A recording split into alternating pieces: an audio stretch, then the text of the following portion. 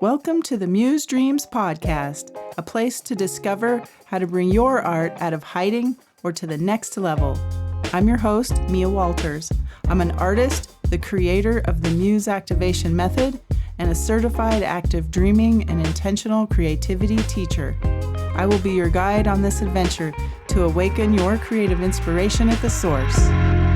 Welcome back to the Muse Dreams podcast. I'm your host, Mia Walters, and I am so thrilled to have you here today as we explore the role of sacred community in creativity and transformation. This is the fifth pillar of the Muse Activation Method, and it's all about the power of gathering, sharing, and supporting one another on our creative journeys. And when was the last time you felt truly seen, supported, and encouraged by a group of like-minded people? That feeling, that deep connection is at the heart of sacred community.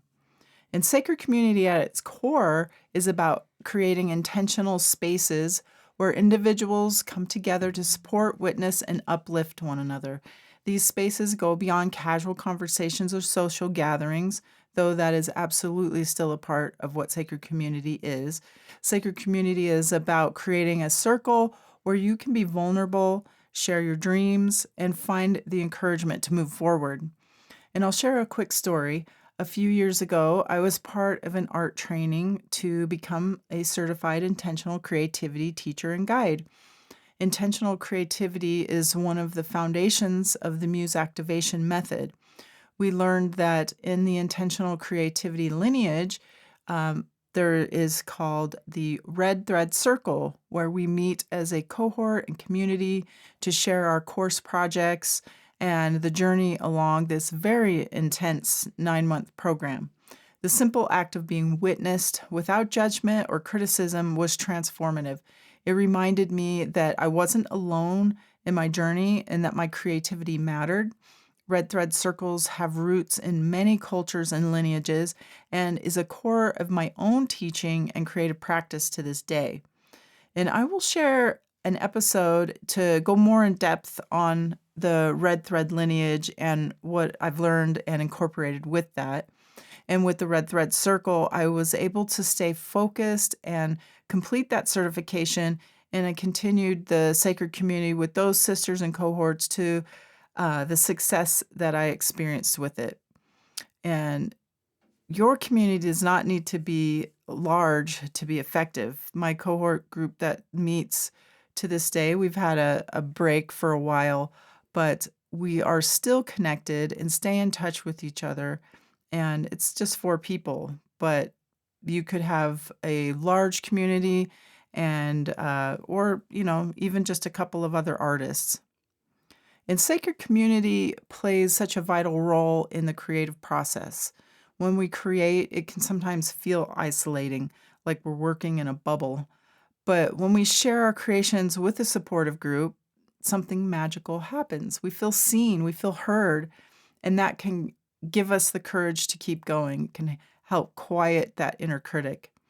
And being witnessed is so powerful. Think about it when you share your art, your writing, or even just an idea, and someone says, I see you, or I hear you, or that's amazing. It reinforces what you're doing has value.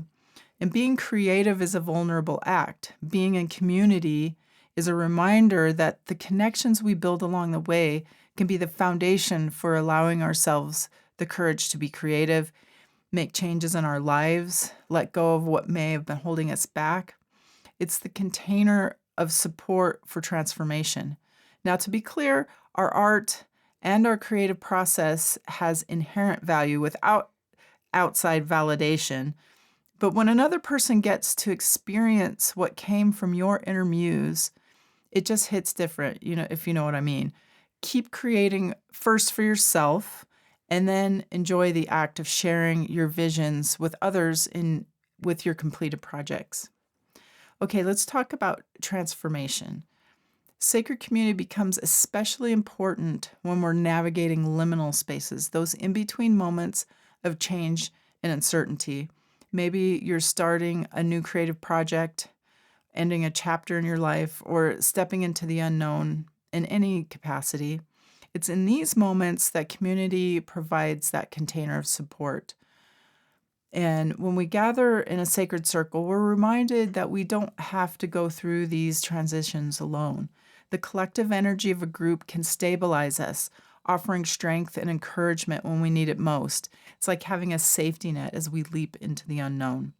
And something else that's beautiful about creative community, it naturally encourages service and joy.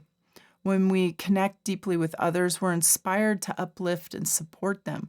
We find joy not just in our own successes, but in celebrating the wins of others. The reciprocity of exchanging the energy of witnessing and being a cheerleader for others will in turn fill our own cups. And think of when you've been part of a group where somebody achieved a milestone. Maybe they finished a painting, launched a project, or simply just had a breakthrough moment. That shared joy amplifies the experience. And when we feel supported, we're often inspired to give back, creating a cycle of encouragement and positivity. And the same is true for when we lift others when they're discouraged. By witnessing and uplifting them, we can be of service, not just consume the energy in the room, so to speak. We can talk more on another episode about energetic hygiene, ensuring that there's an exchange and not just a consumption of the energy in a community. After all, we are all responsible for our own energy and piece of the red thread. And so, how can you cultivate sacred community in your own life? Here are a few tips. Start with intention. Define the purpose and values of your group. Are you gathering to share art, to brainstorm ideas, to just simply hold space for each other? Find like-minded souls. I know this can sometimes be easier said than done, but it for sure can be done. With the prevalence of online groups, especially, it makes it easier than ever before. If you're searching to connect in person, look for ads or the types of groups you're seeking in your community. Go to places with the types of people you want to connect with and hang out with. Better yet, form a group of your own and advertise that. Places like Meetup and Facebook can be potential places to post your group. And create a safe space. Make sure everyone feels welcome and respected. Encourage open sharing and active listening, making sure that reciprocity is there. You're not just taking or draining the energy of your support group. Meeting regularly, of course, helps consistency helps build trust and deepens connections. And incorporating rituals, whether it's like meditation and affirmation, pulling oracle cards, creative exercises, drumming movement, rituals help ground the group's energy and focus, or raise the energy and focus. And sacred community doesn't just support us as individuals either. It helps uplift the collective. When we gather with intention, we create ripple effects that inspire change and innovation. Creativity sparked in a group often extends beyond the circle, influencing our families, our communities, and even the world. In the context of the Muse activation method, sacred community integrates seamlessly with all the other pillars. It enhances personal and collective transformation, creating a foundation for growth, joy, and purpose. And as we wrap up, I encourage you to reflect on your own communities. Where do you feel seen and supported? How can you foster deeper connections in your life? And remember that sacred community is about receiving support and giving it and creating spaces where others can thrive. And I'd love to hear your thoughts if this episode resonated with you, and share your experiences with sacred community on social media or send me a message.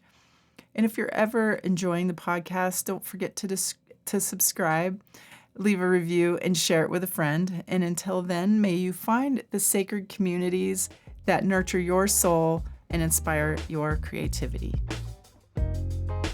Thank you so much for listening to the Muse Dreams podcast.